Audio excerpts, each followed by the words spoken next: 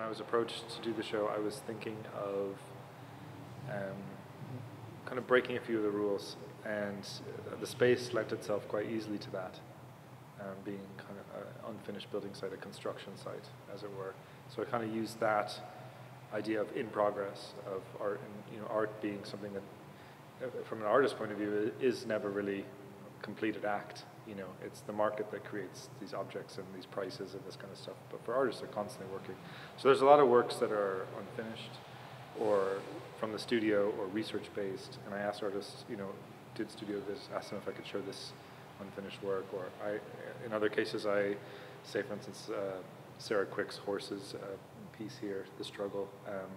Ask her if I could hang it in a very unconventional way, just on scaffold. So kind of, again, putting it right into the, working with the space and this idea of building. And as a result, it forms kind of a wall of paintings on its own right, but it also, you get just as much visibility of the backs of the paintings, where you normally don't get to see. And that echoes some of what I did with the walls. We built all these walls and the staircase, and everything was custom built just for the show, and leaving the walls unpainted, so it's kind of in progress, or and playing with the aesthetics of that as well. And another thing I was considering was,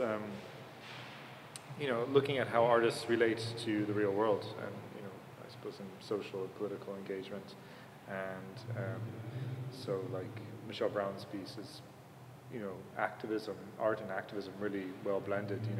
Looking for more bike lanes in Dublin with this performance, and ribbon-like sculpture as an artifact. I think a lot of the works that I chose were, more geared towards dealing with contemporary issues and political issues of our time, and that's something that I'd be interested in. So I suppose I filtered what's going on in Galway through these interests of my own, and then tried to adapt the space to make sense of that. The theme of questioning kind of how we look at art, or looking at art in progress. I chose a few pieces that specifically looked at kind of institutional critique. So you have John Brady downstairs, and he's done these very painterly paintings of people looking at paintings. And Martin Healy's piece as well, I think, dealing with layers of reality, and I think I was trying to maybe have the public engage with that a little bit, this idea of like, how are we looking at these things? How are we viewing these things? How are we engaging these things? Are we just passive? Are we consuming? Or are we really thinking about it?